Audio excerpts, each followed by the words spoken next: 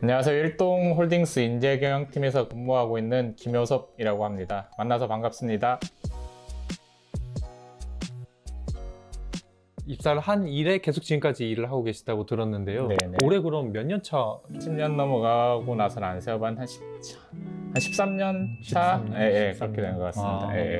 회사 소개 한번 해주시고 나가는 게 좋지 않겠습니까?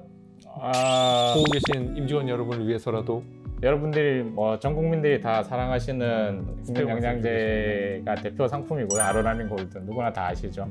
그리고 여러분들 어렸을 때 한 번씩은 다 드셔보셨던 비오비타 아시죠? 비우비타. 네. 그런 이제 대표 소비자분들이 아시는 그런 제품들이 있는데 그거 외에도 전문 의약품도 많이 있고요. 그래서 어떤 의약품 중심의 제조, 판매, 유통 회사인데 거기에 이제 더해서 저희는 이제 좀 신약 개발 전문 회사로 나가려고 지금 많은 투자를 하고 있고요. 한 80년 된 회사거든요. 80년 올해 80주년 행사를 했는데 오래된 회사지만 오래된 회사답지 않게 젊고 빠른 회사처럼 하려고 굉장히 노력을 많이 하고 있는 회사입니다. 처음 입사하실 때부터 그러면은 계속 HR 업무를 수행해 오셨을까요? 예. 교육 담당자로 이제 입사를 해서 저희 회사는 이제 HRD랑 M이랑 이렇게 분리되어 있지 않아서 이제 점점 이력과 경력이 차면서 직무 전환도 조금 되고 뭐 이러면서 평가 일도 좀 해봤고요.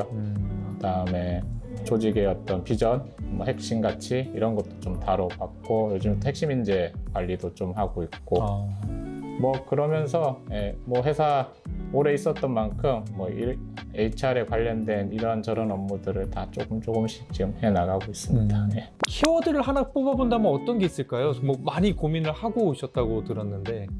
이제 제가 부서에 저희 팀에서 이제 차석의 역할을 수행하고 있는데 어떤 차석의 어떤 역할에 대한 역할이나 고민 그리고 뭐 차석이 아니더라도 한 중간 팀의 어떤 중간 관리자 포지션을 가지시는 분들이 이렇게 하시면 어떨까? 뭐 저는 이렇게 하고 있는데 여러분들은 어떠세요? 뭐 이런 톤으로 한번 말씀을 좀 드려보고 싶습니다. 소지 있으면 좀 더 편하게 대화를 할 수 있을 것 같은데 숫자리 되게 중요한 포인트인 것 같아요. 요즘 뭐 차석이다 중간 관리자다 말씀을 주셨는데 MZ세대 이런 거는 많이 부각이 되잖아요. MZ세대 뭐 90년대생이 온다 많이 이야기가 있는데 리더도 아니고 이 소위 각광받는 MZ세대도 아닌 요 중간 세대에 대해서는 사실 케어해주는 사람이 없지 않나? 제가 회사에서 친하게 지내는 무리가 있는데 항상 하소연하는 부분이 바로 그 낀 세대. 항상 조직은 세대 이슈에 대해서 민감하고 항상 그 얘기를 계속 하는데 한동안 MZ세대, 뭐 밀레니얼 세대, 90년대 이제 논다 이러면서 이런 조직의 신규 진입자들의 포커스가 맞춰지면서 그들의 얘기만 계속 집중적으로 하다 보니까 맞습니다.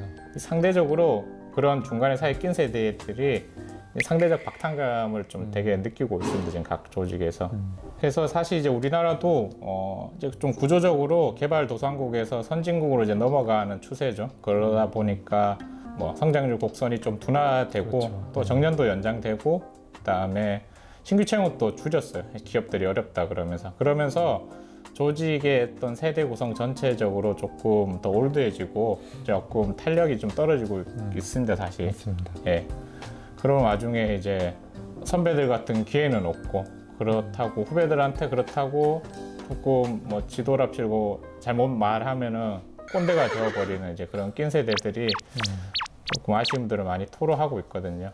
우스갯소리 저희가 그러죠. 이렇게 사무실 문을 열고 와서 돌을 집어가지고 툭 던지면 운이 좋아야 사원 대리 맞는다고. 그래서 오히려 이제 차부장급들이 대리와 같은 역할들을 계속 수행을 하고 있는 거죠. 관리자로서 이 정도 연차되면은 뭐 직급에 맞는 역할, 뭐 리더십 이런 얘기를 하는데 그러기는 되게 어려운 세상이 된 것 같고요. 그래서 뭐 혹 이제 모일간지 기자님은 이 낀 세대를 표현하면서 어떤 플레잉 코치의 역할 그런 역할이 기대되는 세대라고 하는데.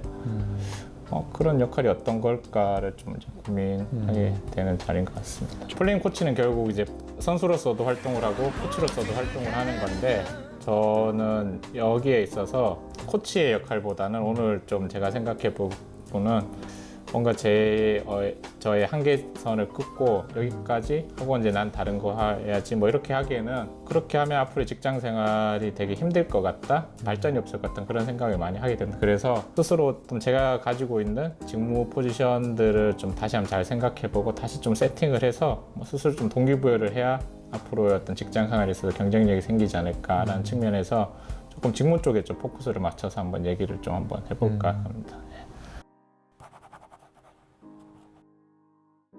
그래서 회사에서 일은 크게 두 가지죠. 이제 뭐 결국은 뭐 사람 관리, 일 관리인데 일 관리 측면은 이제 부서의 어떤 차석의 입장에서 이제 역할을 정의를 해보면은 결국은 어떤 팀의 어떤 기획자, 문제 해결자, 그리고 팀장의 어떤 전략적인 파트너, 그리고 뭐 삼국지를 비유하자면 뭐 책사, 모사 이런 어떤 싱크탱크 이런 역할들을 해야 되는 것 같습니다. 예.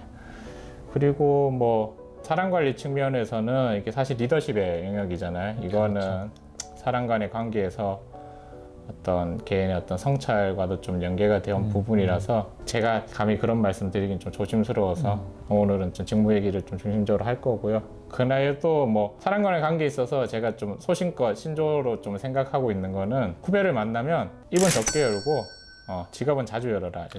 선배님 잘 부탁드립니다. 책사 역할 그리고 뭐 어떠한 싱크탱크 역할 같은 것을 좀 수행하는 것이 중요하다라고 말씀을 주셨는데 조금 더 구체적으로 말씀을 주신다면 어떤 내용들일까요, 그게? 인사 업무는 뭐 많이 있겠지만 두 가지로 분류를 한다면은 어떤 조직 운영에 관련된 기본적인 인사 서비스를 제공하는 측면과 조직 내부의 어떤 문제들에 관련된 이렇게 내부 컨설팅을 하고 그다음에 대안을 제시하고 그다음에 변화 관리를 하는 뭐 그런 역할이라고 할 수 있겠습니다. 그래서 뭐 두 역할 다 중요한데 그런 역할들을 함에 있어서 순간순간마다 이제 큰 의사결정들을 해야 되잖아요.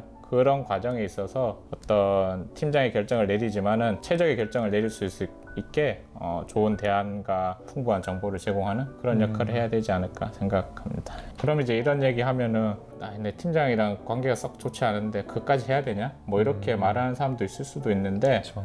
개인적으로 팀장이랑 관계가 좋을 수도 있고 좋지 않을 수도 있어요. 네, 있는데 저는 좋답니다. 네. 근데 다 떠나서 팀장이 개인으로 봤을 때 개인이 혼자 살려고 개인의 생존을 위해서라도 조직 내에서 팀의 정체성을 지키려고 노력을 하고 그리고 팀의 역할을 확정하려고 노력을 한단 말이죠. 그러면 그런 방향성에 대해서 우리가 전혀 무시하거나 도와주지 않거나 외면하면 안 되는 거죠. 그렇기 때문에 팀장의 그런 역할과 고민들에 대해서 차석들이 좀 나눠 가지는 게 결국 우리한테도 좋다는 거죠. 네. 차석이 차석만을 꿈꾸는 게 아니라 언젠가는 관리자를 꿈꾸잖아요. 그렇죠. 그러면은 이게 속된 표현으로 찍어내고 내가 그 자리에 가는 거죠. 결국 뭐 조직에서도 차석도 팀장을 잘 보필해서 팀장님 좋은 곳으로 보내고 자기가 그 자리 가는 게 가장 이상적이고 아름다운 그림이지 않을까. 지켜보신 리더분들 흐뭇한 웃음이 여기까지 보이는 것 같습니다. 그런 것들을 이제 하려면 뭐 구체적으로 어떻게 해야 되냐 뭐 이런 식의 이제 질문도 하실 수 있을 것 같은데 저는 뭐 기획자, 문제 해결자 역할을 하기 위해서는 일단 좀 폭넓은 시각으로 좀 조직의 문제를 바라볼 줄 아는 그런 문제의식을 좀 가지면 좋을 것 같습니다. 그래서 뭐 헬리콥터 뷰라고 하죠. 이렇게 위에서 전체를 아래로 내려다보면서 조망하는 그런 뷰도 좀 필요하고요. 또 측면에서 좀 일반적으로 보는 시각과 달리 좀 다각도로 틀어서 보면서 다양한 대안들을 제시할 수 있는 그런 능력이 좀 필요하지 않을까. 이 실무자들이 자기 업무에만 매몰돼서 일만 쳐다보거나 아니면 업무를 개별 단위로만 이해를 하려고 하거든요. 그렇게 되기 쉽죠, 실제로네. 근데 조직에서는 저는 이제 이런 표현을 써요. 좀 맥락을 파악하자 뭐 이런 표현을 쓰는데 이게 조직의 일이라는 거는 서로 다 연계가 되어 있고 큰 맥락 속에서 서로 이어져 있거든요. 그리고 그게 결국은 전국의 회사가 가고자 하는 한 방향을 가리키게 되어 있다고 생각을 하거든요. 그래서 저는 그런 맥락을 보고 거기에 맞춰서 좀 전략을 고민해야 된다는 입장이고요. 그래서 저희 회사 같은 경우에도 이제 예를 들면은 2016년도에 일본 단일 회사에서 지주사 체제로 좀 변환을 했었고요. 그 다음에 바로 이어서 17년도에 신 HR 제도라고 해서 회사 인사 제도를 직급 체계도 변경하고 이제 컨설팅을 수행해서 바꿨어요. 그리고 나서 바로 또 1년 뒤 지나서 18년도 이제 5월달 저희 창립기념일 5월 6일이 창립기념일인데 그날 또 회사 비전을 선포를 했죠. 그래서 이걸 다 개별적으로 떼어놓고 보면은 어떤 재무적인 효율성을 기하기 위해서 뭐 지주사 분할을 했고, 그 다음에 직원들의 동급을 위해서 인사 컨설팅을 해서 신제도를 구축했고, 그 다음에 직원들이 중장기적으로 바라봐야 뷰를 만들어주기 위해서 비전을 선포를 했고, 이 개별 각각 떼어놓고 봐도 각각이 훌륭한 목적을 갖고 있는데, 그런데 사실 이것들을 조금 더 높은 뷰에서 쳐다보면 다 연계가 되어 있거든요. 이게 연계가 되어서 어느 방향을 가리키냐면, 우리는 신약개발 전문 회사로 가겠다는 그런 포석들을 하나씩 놓았던 거죠. 그게 왜 그러냐면은 저희가 이제 국내 어떤 로컬 중심의 의약품 제조 유통 회사였는데, 그런 비즈니스 모델로는 이제 성장의 임계점이 다 다른 거죠.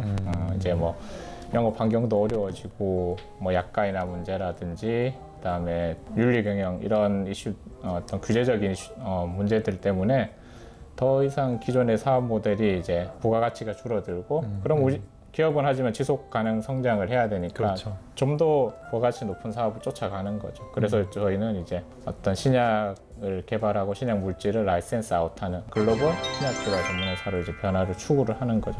그러기 위해서 재무적인 목적으로 회사를 좀 바꾸고, 그다음에 직원들의 인사제도도 바꾸고, 그리고 종국에 가야 될 비전도, 이게 1년에 다 연관성이 있고 큰 맥락으로 이어지는 거죠. 이런 것들을 좀 우리는 파악해야 되지 않나, 일을 하면서. 나는 오늘 비전 담당자니까 비전만 했어, 쟤도 여기 컨설팅을 하고 평가 담당자니까 평가만 했어, 이렇게 끝나는 게 아니라 쭉 이어진 하나의 맥락을 이해하는. 어찌 보면 일을 너무 열심히 하고 옆을 못 보고 함으로 해서 생기는 비효율도 적지 않은 것 같아요. 말씀하신 것처럼 이걸 연결해서 때로는 뭐 다른 부서나 같은 팀에서도 같은 다른 일을 하는 사람과 협력해야 될 소지도 분명히 있는데, 그것을 딱딱 떨어뜨려 놓고 보면은 전혀 시너지는 나지 않는 그런 현상도 많이 있을 수가 있거든요. 그런 부분을 많이 말씀해 주신 것 같습니다. 그리고 이제 또 하나 이제 말씀드리고 싶은 거는, 이제 이런 걸 왜 하는지 한번 생각을 해보면 되는 거예요. 변화 관리가 수월할 거라고 생각을 합니다. 네. 사업할 거 아니면 일단 버텨야죠.